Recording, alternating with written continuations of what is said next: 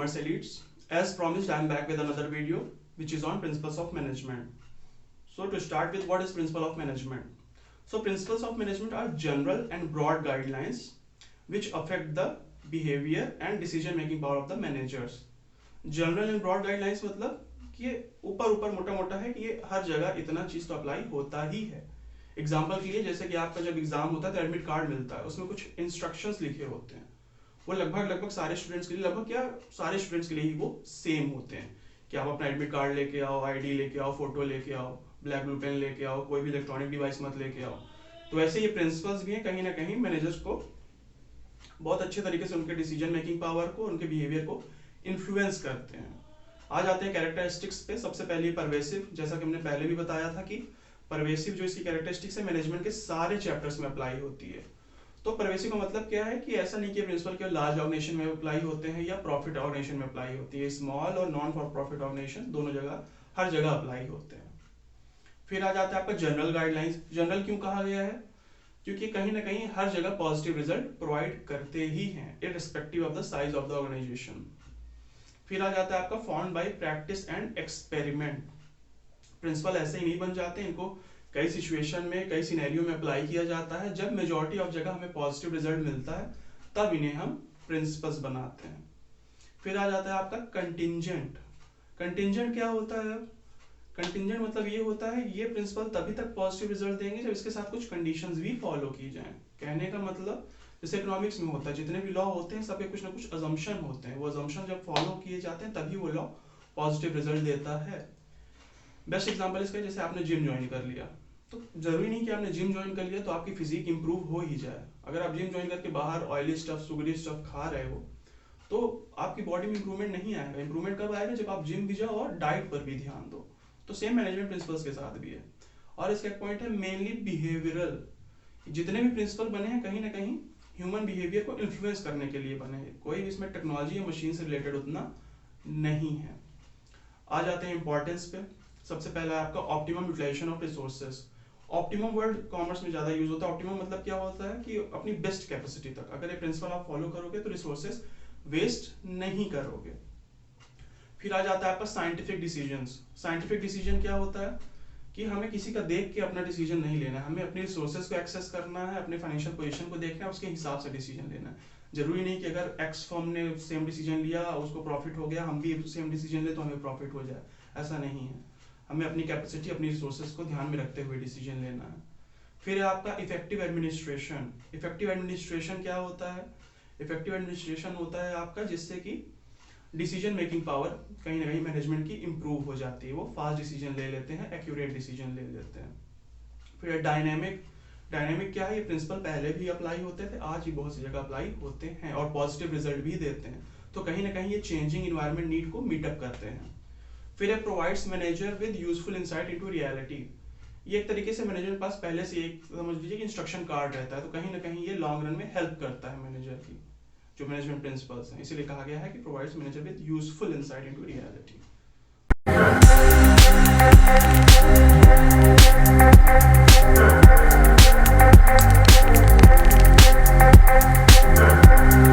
सो अब आ जाते हैं principles of management by Henri Fayol पे.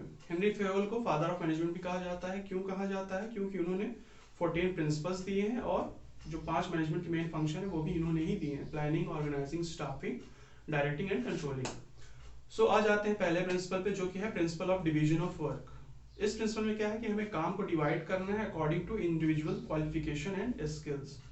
इसका एडवांटेज क्या है कि ऑब्वियस अगर कोई भी बंदा same job over the year कर रहा है तो उस जॉब में वो स्पेशलाइज्ड हो जाता है, उसकी स्किल और ज्यादा डेवलप हो जाती है, प्लस सिस्टमेटिक तरीके से काम भी हो जाता है.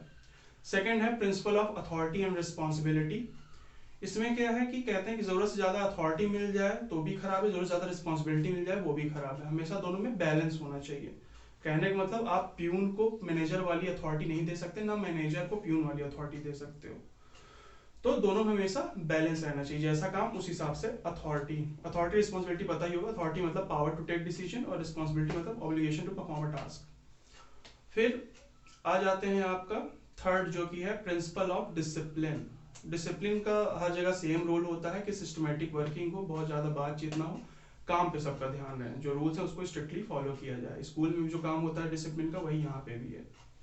फिर आता है आपका unity of command. Unity of command का क्या मतलब है कि एक जूनियर को या एक सबऑर्डिनेट को एक टाइम पे एक ही बॉस से ऑर्डर मिले। अगर एक से ज्यादा से पाएगा तो वो कंफ्यूज भी हो सकता है, प्लस अगर उसने एक्स बॉस का काम पहले कर दिया वाई का बाद में, तो वो दोनों बॉसेस में ईगो क्लैश हो सकता है। तो बेटर यही है कि एक टाइम पे एक बॉस से ही उसे ऑर्डर मिले, तो इससे कोई कंफ्यूजन नहीं होगा, ना कोई ईगो क्लैश होगा। फिफ्थ है unity of direction. Unity of direction में क्या है, one unit means one plan. कहने का मतलब, अगर जैसे आपको पता ही होगा ऑर्गेनाइजेशन में कई सारे डिपार्टमेंट होते हैं, तो जो सेल्स डिपार्टमेंट है उसकी सारी एक्टिविटी किससे, सेल्स को बूस्ट अप करने से या सेल्स से ही रिलेटेड रहती है। प्रोडक्शन डिपार्टमेंट सारी एक्टिविटी प्रोडक्शन से ही रिलेटेड रहती है, तो उसके एम्प्लॉय के क्या लगभग सारे एम्प्लॉयज का सेम काम होता है। तो इसका फायदा क्या होता है कि उन्हें पता होता है कि उन्हें किस चीज पे ध्यान देना है, तो प्रोडक्शन वाले केवल प्रोडक्शन पर ही ध्यान देते हैं। तो इससे क्या होता है, कोई कंफ्यूजन नहीं होता और वो अपना गोल जो है अचीव कर लेते हैं और रिसोर्सेस को ज्यादा वेस्ट नहीं करते हैं। फिर आ जाता है subordination of individual interest to general interest. इसका मतलब क्या है कि कोई भी एम्प्लॉय है उसको ऑर्गेनाइजेशन के इंटरेस्ट को यहाँ रखना चाहिए और अपने इंटरेस्ट को यहाँ। क्यों? क्योंकि अगर जब तक आप ऑर्गेनाइजेशन का गोल नहीं अचीव करवा पाते तो आप कभी गोल अचीव नहीं हो पाएगा। ऑर्गेनाइजेशन का गोल है सेल बूस्ट करने का, तो उसमें आप हेल्प करो। अगर सेल बूस्ट होगी तभी आपको इंक्रीमेंट या कमीशन जो भी है मिलेगा। फिर आ जाता है आपका remuneration of person, principle of remuneration of. Remuneration क्या होता है, पेमेंट होती है, वेजेस, सैलरी, ये सब चीजें। तो इसको भी कैसे देना है कि एडिक्वेट एंड फेयर होना चाहिए, और कंप्यूटर कितना दे रहा है वो भी ध्यान में रखना चाहिए, और बाकी फर्म की फाइनेंशियल कैपेसिटी पे डिपेंड करता है कि कितना देना है कितना नहीं देना है। फिर आ जाता है आपका principle of centralisation and decentralisation. Centralisation क्या होता है, जहां पे केवल टॉप लेवल के पास मेन अथॉरिटी होती है, और डिसेंट्रलाइजेशन जहां पे इक्वल लेवल पे पावर डिस्ट्रीब्यूटेड रहती है। तो कहते हैं कि दोनों का हम लोगों को कंपाइलेशन, ये दोनों का ही एक तरीके से यूज करना चाहिए। ना पूरा सेंट्रलाइज्ड होना चाहिए ऑर्गेनाइजेशन, ना पूरा डिसेंट्रलाइज्ड। हमें दोनों के बेटर फीचर्स को अडॉप्ट करना चाहिए, जिससे हमें सेंट्रलाइजेशन के उसका भी बेनिफिट मिले, स्ट्रिक्टनेस, और डिसेंट्रलाइजेशन का भी बेनिफिट मिले। कहने का मतलब जो हमारे जूनियर्स हैं या जो मिडिल लेवल या लोअर लेवल है, उनकी भी बातों को हम या सजेशंस को वेलकम करें या रिस्पेक्ट करें। तो इससे होगा क्या, उनके अंदर एक सेंस ऑफ बिलोंगिंगनेस आएगी, तो अपना बेस्ट देंगे। फिर आ जाता है आपका प्रिंसिपल ऑफ इक्विटी। इक्विटी क्या होता है, इक्विटी का मतलब ये नहीं है कि मैनेजर और एम्प्लॉय को सेम सैलरी दी जाए। इक्विटी का मतलब ये है जो कुछ रूल्स हैं, जैसे कि लीव रूल्स हो गए या नो स्मोकिंग रूल्स हैं, तो वो सब के लिए सेम तरीके से अप्लाई हो। ऐसा नहीं कि बॉस है तो वो पूरे ऑफिस में सिगरेट पीते हुए जा रहा है और एम्प्लॉय है तो नहीं पी सकता। पियो तो सब पियो, नहीं तो कोई मत पियो। फिर है प्रिंसिपल ऑफ इक्विटी के बाद आपका है ऑर्डर। ऑर्डर में क्या है कि जैसे कि आप लोग मॉल गए होंगे तो वहाँ पे क्या है, आप लोग को जाते ही पता चल जाता है कि हाँ ये ग्राउंड फ्लोर ग्रोसरी का है, और सेकंड आपका क्लोथ्स का है, और थर्ड इलेक्ट्रॉनिक्स का है। और वहाँ पे जो ग्रोसरी भी है तो वो पूरा असेंबल कर रहते हैं, तो एक तरफ पूरा ब्यूटी प्रोडक्ट्स रहेगा, एक तरफ पूरा खाने से रिलेटेड रहेगा। तो होता क्या है कि हर एक चीज ऑर्डरली तरीके से रहती है। तो इसका एडवांटेज क्या होता है कि आपका टाइम वेस्ट नहीं होता है चीजों को ढूंढने में। तो ऑर्डर का मतलब यही है कि हर एक चीज की एक फिक्स जगह, फिक्स प्लेस कर देनी चाहिए, चाहे वो मेन हो या मटेरियल हो। तो इससे होता है क्या, उन्हें ढूंढने में या उन्हें एक जगह जाने में ज्यादा टाइम नहीं लगता, टाइम वेस्ट नहीं होता। तो कहीं ना कहीं इसका मेन बेनिफिट यही है कि टाइम बचाता है। फिर आता है आपका प्रिंसिपल ऑफ इनिशिएटिव। इनिशिएटिव क्या है, इनिशिएटिव का मतलब ये है कि जब भी कोई मेजर डिसीजन लिया जाए तो कहीं ना कहीं लोअर लेवल को भी थोड़ा सा सुनना चाहिए उनके सजेशंस को। भले आप अप्लाई ना करो, बट सुन भी लोगे तो उनको लगेगा चलो एटलीस्ट हमारी बात उन्होंने सुनी। तो उनके अंदर क्या होगा, एक थोड़ा बिलोंगिंगनेस वाली फीलिंग आएगी कि हाँ हम भी कुछ हैं इस फॉर्म में। फिर आता है आपका principle of stability of tenure of personal. Stability क्यों वर्ड यूज हुआ है, जैसे गवर्नमेंट जॉब में कहते हैं ये प्रिंसिपल एकदम 100 लेवल पे रहता है। इसका प्रिंसिपल का मेन मोटिव यही है, जॉब सिक्योरिटी। कहने का मतलब एम्प्लॉय के मन में यह डर नहीं रहना चाहिए कि हाँ हम कभी भी निकाले जा सकते हैं, क्योंकि ऑब्वियसली फिर वो फ्री माइंड से काम नहीं कर पाएगा। तो जॉब सिक्योरिटी बहुत इंपॉर्टेंट फीचर है ताकि प्रिंसिपल एम्प्लॉय अपना बेस्ट दे सके। फिर आपका आ जाता है principle of scalar chain. Scalar chain में क्या है कि कोई भी इंफॉर्मेशन है वो चेन ऑफ कमांड के थ्रू ही जानी चाहिए, कोई गैप नहीं होना चाहिए। हालांकि इसमें एक एक्सेप्शन भी है कि अगर इमरजेंसी का केस आता है तो आप शॉर्टकट भी यूज कर सकते हैं, तब आप चेन ऑफ कमांड फॉलो करने की जरूरत नहीं है, और उस शॉर्टकट को बोलते हैं गैंग प्लैंक। फिर आता है आपका principle of split the corps, जिसको बोलते हैं टीम वर्क। यानी मतलब मैनेजर अकेले सारे काम नहीं कर सकता, उसको एम्प्लॉयज का हेल्प चाहिए ही होगा। तो कहते हैं ना कि team work makes the dream work, तो सेम चीज है यहाँ पे, यूनिटी इज स्ट्रेंथ। तो अगर साथ मिलकर काम करेंगे तभी ऑर्गेनाइजेशन गोल अचीव हो पाएगा।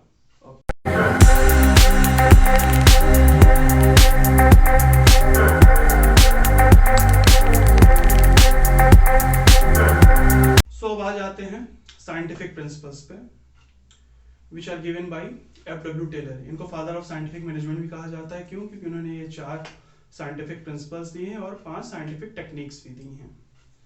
सो सबसे पहला प्रिंसिपल है science not rule of thumb. कहने का मतलब यहाँ पे हिट मिस मेथड या अपना इंट्यूशन के बेसिस पे डिसीजन नहीं लेना है, हमें डिसीजन लेना है according to cause and effect relationship. कहने का मतलब कि अगर एक्स फर्म ने कोई डिसीजन लिया है तो ये नहीं कि हम भी वही डिसीजन लें, हमें अपनी रिसोर्सेज अपनी कंडीशन को देख के डिसीजन लेना है। कि हमारे पापा ये करते आ रहे थे, उनको पॉजिटिव रिजल्ट मिला सुबह पढ़ के, हम भी सुबह पढ़ेंगे तो पॉजिटिव रिजल्ट मिलेगा, ऐसा नहीं है। क्या पता हमें रात में ही ज़्यादा फोकस बनता हो, रात में ज़्यादा हम पढ़ पाए। फिर आता है आपका कोऑपरेशन नॉट इंडिविजुअलिज्म।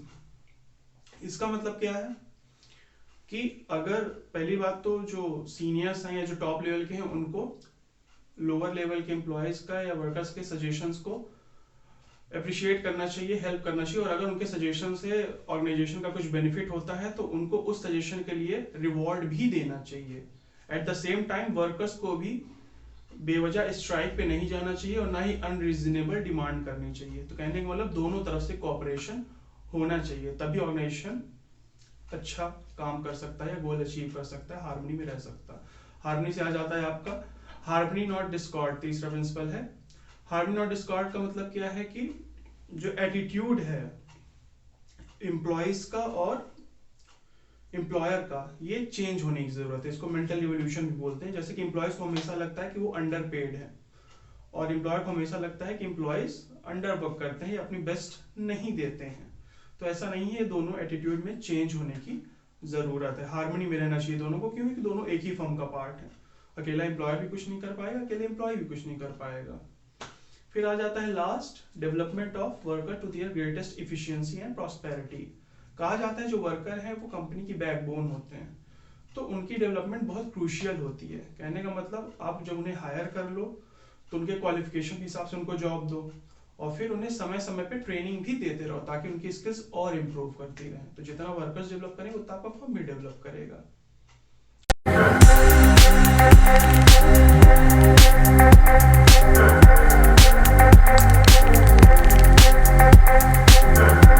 अब आ जाते हैं साइंटिफिक टेक्निक्स बाय टेलर पे। तो सबसे पहली टेक्निक क्या है? Functional foremanship. इसमें 2 डिपार्टमेंट होते हैं, प्लानिंग डिपार्टमेंट और ऑपरेशनल डिपार्टमेंट। प्लानिंग डिपार्टमेंट में 4 फोरमैन हैं। सबसे पहला है आपका रूट क्लर्क। रूट क्लर्क का क्या काम होता है? वो सीक्वेंस फिक्स करता है कि पहले कौन सा काम करना है, सेकंड कौन, थर्ड कौन एंड सो ऑन। सेकंड आपका है instruction card clerk. Instruction card clerk क्या करता है? वो बेसिकली आपका इंस्ट्रक्शंस देता है कि कैसे काम को करना है। थर्ड में आ जाता है आपका time and cost clerk. Time and cost clerk क्या करता है? वो बेसिकली टाइम फिक्स करता है हर जॉब के लिए कि ये जॉब इतने टाइम पे कंप्लीट हो जाए और कॉस्ट शीट तैयार करता है related to jobs. And fourth में आपका जाता है डिसिप्लिनरियन। डिसिप्लिन वर्ड जहां भी आ जाए वहां पे मतलब है सिस्टमैटिक वर्किंग। कहने का मतलब बहुत ज्यादा इनफॉर्मल गैदरिंग्स ना हो, फॉर्मल तरीके से सिस्टमैटिक तरीके से काम चलता रहे। फिर है आपका ऑपरेशनल डिपार्टमेंट। इसमें सबसे पहला आपका आ जाता है गैंग बॉस। गैंग बॉस क्या करता है? सारी रिसोर्सेज को अरेंज करता है, मैन मटेरियल एक्सेट्रा।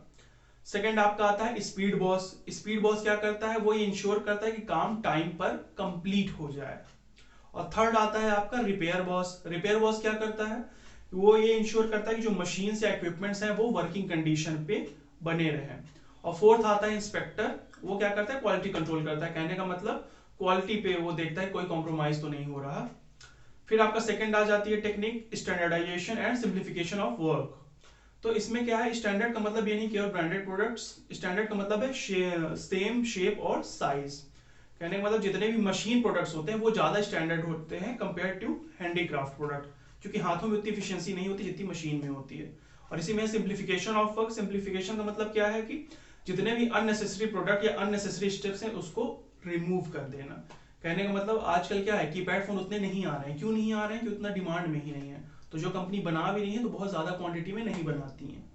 थर्ड आपका आ जाता है वर्क स्टडी। वर्क स्टडी में क्या है? सबसे पहला है फैटीग स्टडी।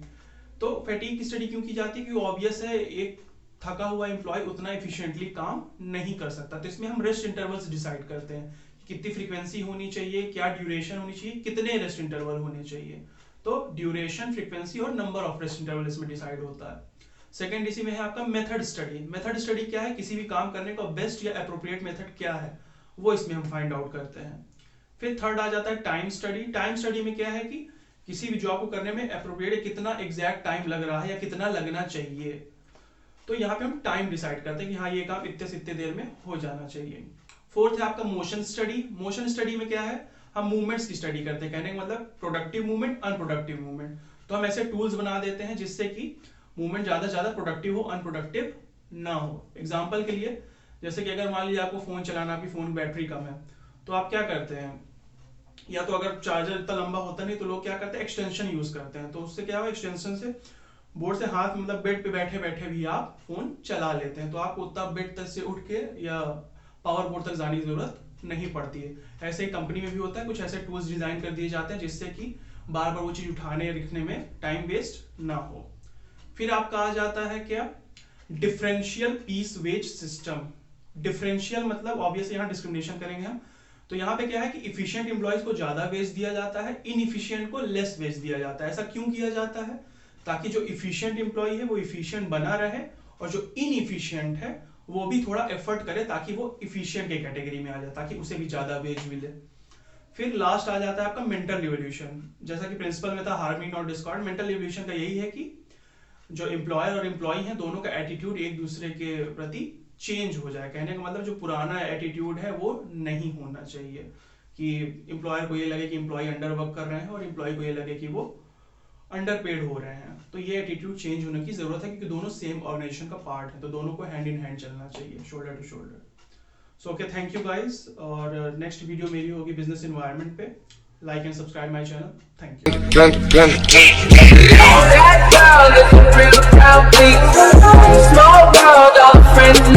यू।